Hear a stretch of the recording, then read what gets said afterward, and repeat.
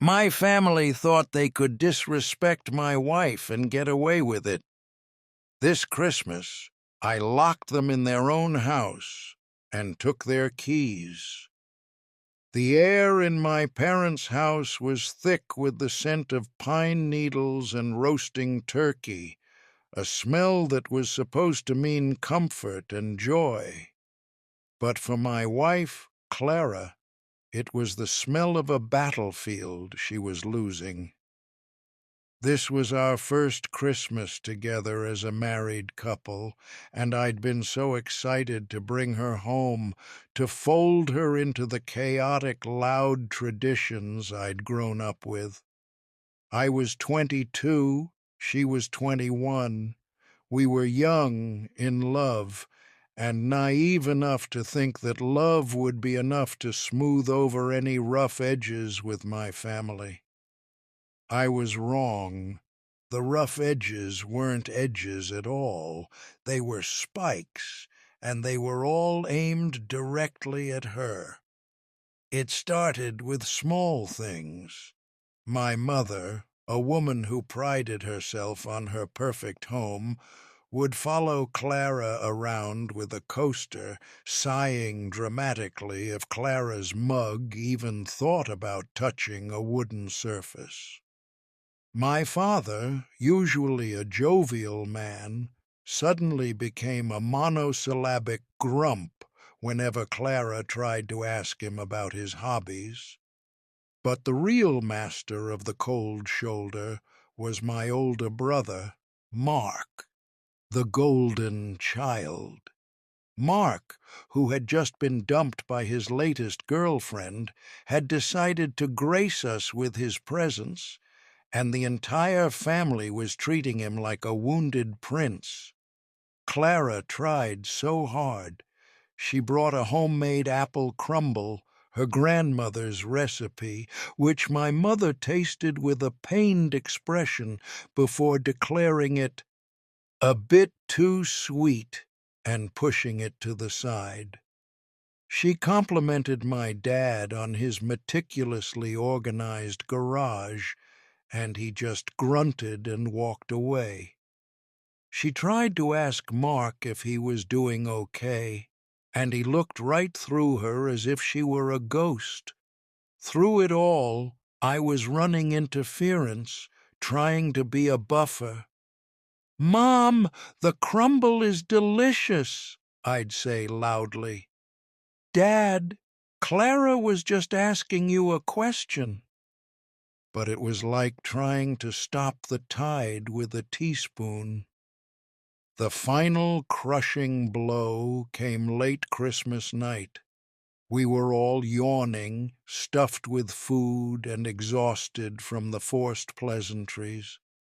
My mom stood up and clapped her hands together with a sickeningly bright smile. "All right, time for bed," she announced. "Mark, your old room is all set for you. And, honey," she turned to me, her eyes skipping right over my wife, "your room is ready too." I felt a knot form in my stomach. "And what about Clara?" I asked, my voice dangerously low. My mom waved a dismissive hand. "Oh, don't worry. We've thought of everything." We pulled out the sofa bed for her. It's quite comfortable, really. With Mark needing his space to decompress, it's just the best arrangement. The silence that followed was deafening. Every eye in the room was on us. Mark was smirking into his glass of eggnog.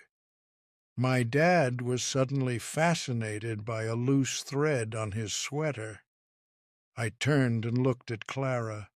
Her face was pale, and her eyes were shining with unshed tears. She was trying so hard to be brave, to not make a scene, but I could see her spirit just break. My wife.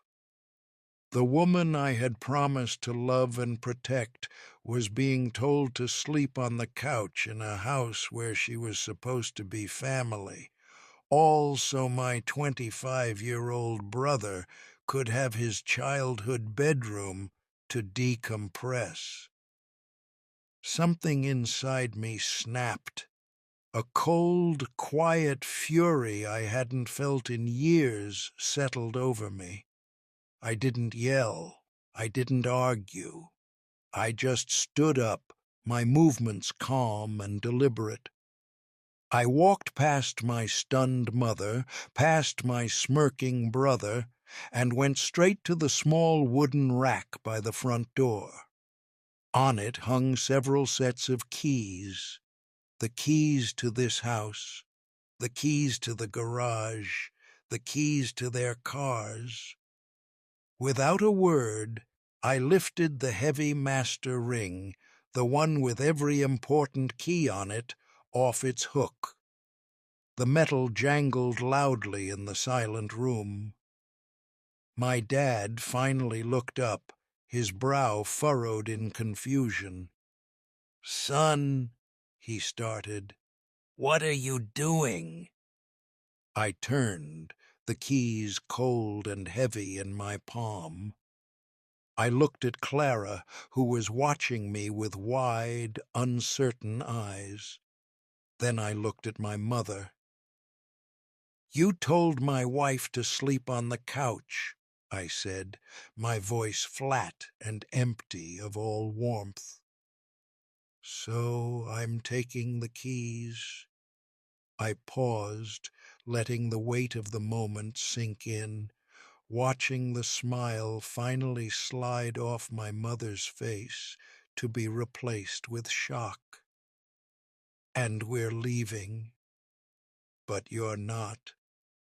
My mother's face, which had been a mask of condescending hospitality all evening, crumbled into sheer disbelief. For a beat, the only sound was the faint hum of the Christmas tree lights.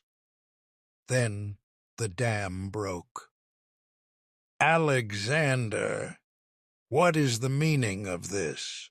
my father boomed, taking a step forward. His voice was the one he used when I was 10 and had broken a window with a baseball. It didn't work on me anymore.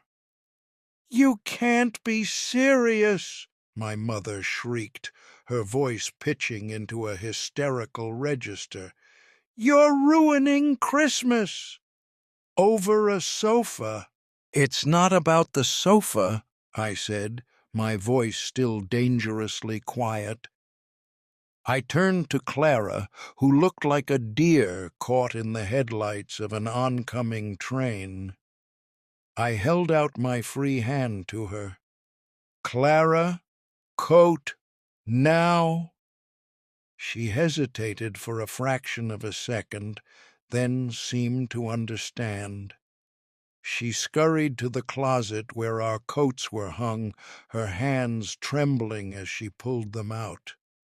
Mark, my brother, finally snapped out of his smug stupor. "You're a real piece of work," he sneered, puffing out his chest. "Coming in here, making demands. She's got you wrapped around her little finger." He took a step towards me, and that's when my father moved to intercept, grabbing his arm. "Not now, Mark." I ignored them both. I took our coats from Clara, helped her into hers, and then shrugged on my own. All while my mother continued her tirade about my selfishness, my disrespect, my ungratefulness. It was all just noise, white noise. The only thing that mattered was the feel of Clara's hand, small and cold, as I laced my fingers through hers. "Let's go," I whispered.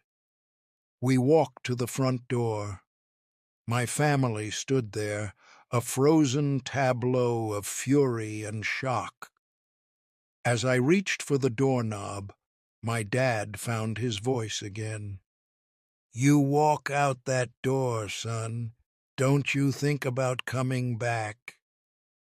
I paused, my hand on the cold brass. I looked back at him, at the man who had taught me to stand up for what's right, and I felt a pang of something, not regret, but sadness. "You made your choice the moment you decided my wife wasn't worthy of a proper bed in this house," I said. "Now I'm making mine."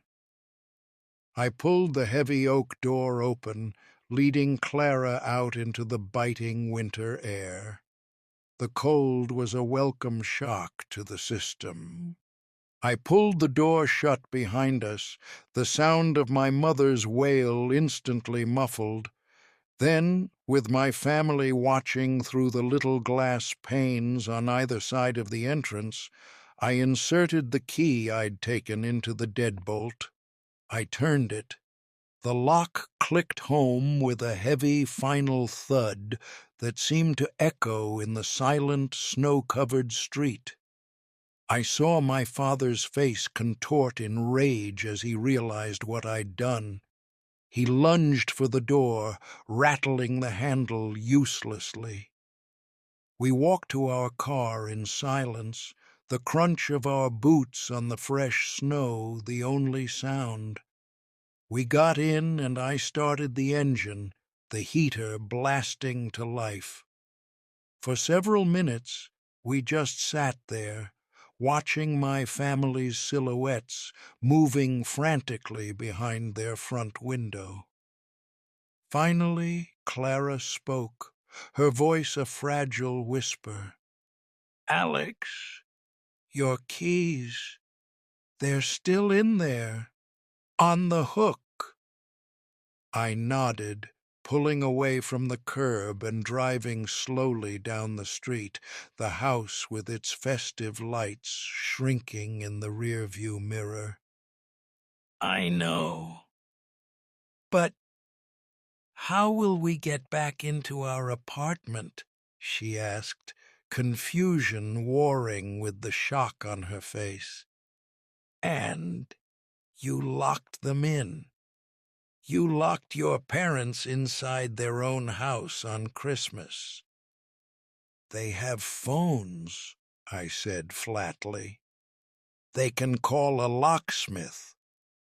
It'll be expensive on Christmas night, but they can afford it." I reached into my coat pocket and pulled out the heavy ring of keys I'd taken from their wall, placing it on the dashboard between us. The metal gleamed in the dim glow of the streetlights. Clara stared at it. "I don't understand. Why take those? You could have just taken our keys and left." "Because leaving wasn't enough," I said, my knuckles white on the steering wheel. "That was just running away. This is different." I glanced at her, my expression grim. "They didn't just disrespect you, Clara. They tried to erase you, to make you feel small and unwelcome. They think I'm going to cool off and come crawling back tomorrow, begging for forgiveness." I shook my head slowly. "They're wrong. This isn't over. This is just the beginning." We drove in silence for a while, the rhythmic thump of the windshield wipers a hypnotic counterpoint to the turmoil in my head. The city was quiet, Christmas lights twinkling on houses where other families were presumably not in the middle of a self-inflicted hostage situation. Clara just stared out the window, her breath fogging the cold glass. I could feel the questions radiating off her, but she didn't ask them. She was trusting me, and the weight of that trust was immense. My phone started buzzing in my pocket. I glanced at the screen. My mom. I ignored it. It buzzed again almost immediately. My dad. Ignored. Then came a text, and another, and another. A furious, frantic cascade of digital screaming from my parents and my brother. I didn't need to read them to know what they said. "Where are we going?" Clara finally asked, her voice still small. "A hotel for tonight," I said, my tone more confident than I felt. "Tomorrow we regroup." I found a decent-looking place just off the highway and paid for a room with a credit card, feeling a strange sense of adult finality in the mundane transaction. The room was sterile and anonymous, but it was a sanctuary. As soon as the door clicked shut behind us, Clara's composure finally broke. She sank onto the edge of the bed and burst into tears, her shoulders shaking with silent, racking sobs. I was beside her in an instant, pulling her into my arms. "I'm so sorry, Clara," I whispered into her hair. "I am so, so sorry. I should have seen this coming. I never should have put you in that position." She shook her head, burying her face in my chest. "It's not your fault," she choked out. I tried so hard. I wanted them to like me so much." "I know you did," I said, my own throat tight. "You were perfect. They're the ones who are broken, not you." We stayed like that for a long time, the buzzing of my phone the only interruption until I finally turned it off completely. Eventually, her tears subsided. She pulled back, her eyes red and puffy, and gave me a watery, exhausted smile. She said, wiping her face with the back of her hand. "What exactly is regrouping going to look like?" That's when I laid it all out. My plan hadn't been fully formed when I snatched the keys off the hook. It had been pure, instinctual rage. But on the drive over, the pieces had started clicking into place. The keys I'd taken weren't just for the house. They were for everything.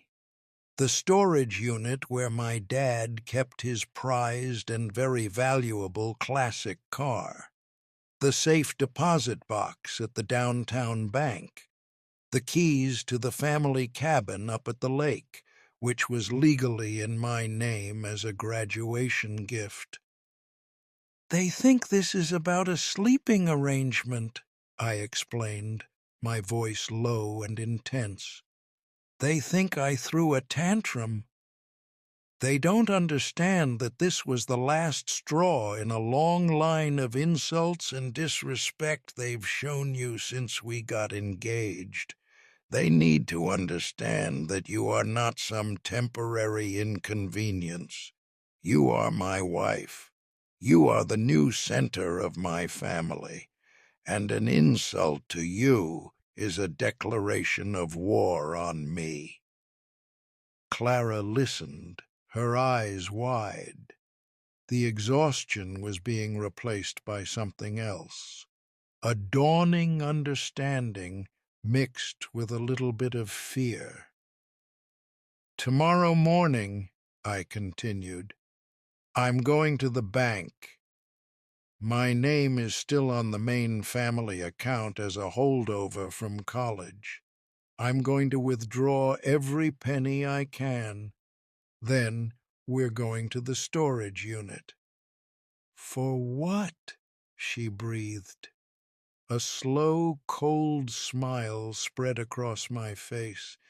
It didn't feel like my own.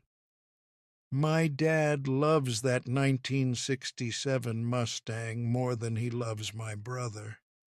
He spends every weekend polishing it. He's already promised it to Mark. He's so proud of it." I held up the specific ornate key from the ring. "And now we have the key." The next morning, we checked out of the hotel. I felt like a general going into battle. My phone, when I turned it on, had over 50 missed calls and 100 texts. I ignored them all. The bank transfer was easier than I expected. They didn't even blink. Then we drove to the U-Store-It facility on the industrial side of town. The air was frigid. I found the unit, C-17, and the key slid into the heavy padlock smoothly. I pulled open the corrugated metal door with a loud, grating screech, and there it was, under a pristine dust cover, gleaming even in the dim light, was my father's pride and joy. It was beautiful, it was immaculate, and it was about to disappear. Clara just stared at it, her hand flying to her mouth. "Alex, what are you going to do?" I didn't answer. I just walked over to the driver's side, pulled another key from the ring, and unlocked the door. I slid into the cold leather seat, the smell of old vinyl and gasoline filling my senses. I put the key in the ignition. The engine turned over with a deep, throaty roar that vibrated through the entire concrete structure. I looked at Clara, my reflection a dark silhouette in the polished chrome of the side mirror. This was the point of no return. As I backed the powerful machine out of its tomb and into the harsh morning light, my phone rang. It was an unknown number. On a hunch, I connected it to the car's speaker system and answered. A gruff voice crackled to life, echoing in the car. "Am I speaking with Alexander?" "Who is this?" I asked. "This is Officer Miller with the City Police Department. We've received a call from your parents. They've reported a theft." There was a pause, and I could hear muffled talking in the background. "Son, they're reporting that you've stolen their car." A wave of icy calm washed over me. I looked at Clara, whose face had gone chalk white, and gave her a reassuring nod before speaking into the silence. "Officer," I said, my voice steady and clear, "I'm not sure how I could have stolen my own car." There was another pause on the line, longer this time. "Your own car?" Officer Miller repeated, his tone shifting from accusatory to confused. "Your father is claiming this is his 1967 Ford Mustang." "Well, he's mistaken," I replied smoothly. I reached into the glove compartment, my fingers closing around the worn leather document holder I knew would be there. "My father is a wonderful man, but he can be a bit forgetful. He transferred the title of this vehicle into my name as a graduation gift 3 years ago. If you check the DMV records, you'll see the sole registered owner is Alexander Peterson. That's me." I heard a sharp intake of breath from Clara. I'd never told her about the car, about that grand gesture my father had made back when I was still his perfect son, before I'd chosen a wife he hadn't approved of. The silence on the other end of the line was thick with the sound of my father's lies unraveling. I could practically hear the officer turning to look at my parents. "Sir," he said, his voice now laced with official annoyance, "filing a false police report is a serious offense." The muffled shouting in the background intensified. I didn't need to hear the words to know my father was backpedaling furiously. "I apologize for the misunderstanding, Mr. Peterson. Have a nice day." The line went dead. I disconnected the call and looked at Clara. Her shock was slowly morphing into a dawning, brilliant smile. "He gave you the car?" she whispered in disbelief.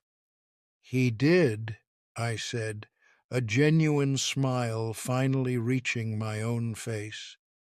"And he's about to learn a very expensive lesson about the difference between a gift and a tool for manipulation." We didn't sell the car. That would have been too simple, too transactional. Instead, I drove it to a long-term, climate-controlled storage facility 2 states away and paid for a year up front with the money I'd taken from their account. I sent my parents an email from a new address. The subject line was simply Christmas. The body of the email contained only 2 things: a photo of the Mustang parked in its new, very secure home, and a scanned copy of the car title with my name clearly printed on it. I attached a final note. "The next time we speak will be when you call Clara to give her the sincere, heartfelt apology she deserves. Until then, enjoy walking." I hit send, then blocked their numbers and deleted the email account. The silence was profound. Days turned into a week, then 2. We used the remaining money as a down payment on a small apartment of our own, far from the suffocating orbit of my family. We spent our first New Year's Eve painting the walls of our new living room, laughing and covered in specks of beige paint. It felt more like a holiday than Christmas ever had. Finally, 3 weeks after that disastrous Christmas night, Clara's phone rang. It was my mother. Clara looked at me, her eyes wide with apprehension. I just squeezed her hand. She took a deep breath and answered, putting the phone on speaker. My mother's voice was different. All the sharp, condescending edges had been sanded away, leaving something raw and shaky. "Clara," she began, and the word was followed by a choked sob. "Clara, I am so sorry. We were wrong. I was cruel, and I was horrible to you. You are my son's wife, and you should have been treated like a daughter. There is no excuse." We listened as she cried, as she apologized for every slight, for every cold word, for making my wife feel like an outcast in her home. When she was done, my father came on the line. His voice was gravelly, humbled. He apologized too, his words stiff but sincere. He admitted he'd been listening to Mark, letting his son's bitterness over his own breakup poison his view of my happiness. He said they'd told Mark to move out, to sort himself out on his own. Clara handled it with a grace I could only admire. She didn't yell, she didn't gloat, she simply said, "Thank you for your apology. It will take time for us to heal from this, but this is a start." It was a start. We didn't get the Mustang back for another year, not until after many stilted family dinners and cautious holidays where my wife was treated not just with respect, but with genuine warmth. The keys to the house were eventually returned, but the dynamic had shifted forever. I was no longer just their son. I was the head of my own family. And they knew, without a single word needing to be spoken, that my wife would never, ever be asked to sleep on the couch again.